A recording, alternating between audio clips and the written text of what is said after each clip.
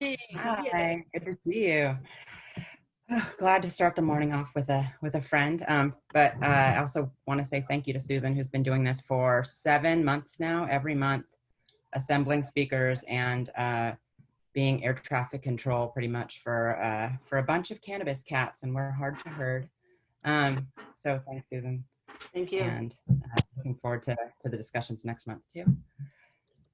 Very excited to talk today to Council Member Rebecca Kaplan. And we're going to be asking the same three questions of all of our candidates today, and then we'll try to get into something more specific. So feel free, if you have something you want to ask the candidates, to pop it into the Q&A, or we may just pull from what we know about the district or the office for that last question.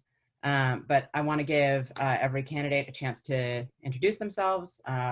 1 to 2 minutes. I will probably stop you at 2 minutes to start the questions. So I'm going to mute and let you do your intro. Awesome. Good morning, everybody. My name is Rebecca Kaplan, and I'm honored to serve as your Oakland City Council member at large, which means I represent the entire city of Oakland. And last year, I was unanimously elected by my colleagues as president of the Oakland City Council. I've also long been involved in the movement for cannabis law reform. Since long before becoming an elected official, I attended law school at Stanford, where I had the honor to learn from Michelle Alexander, author of The New Jim Crow, and I got involved in the movement against mass incarceration and over-criminalization. And the use of cannabis offenses to criminalize and incarcerate people has been one of the biggest factors contributing to the rise over the prior generations of the prison population in the United States. I worked with grassroots activists in Oakland to pass the first tax and regulate legalization local ballot measure to pass in America. And we have been legalizing, taxing, and regulating cannabis in Oakland for well over a decade. We started issuing permits to legally allow dispensaries when George W. Bush was president and when Ashcroft was Attorney General. And so, it was a time when there was a lot of threat that if a city stepped up and allowed that we would be punished and attacked by the federal government. And we did the work to do it anyway.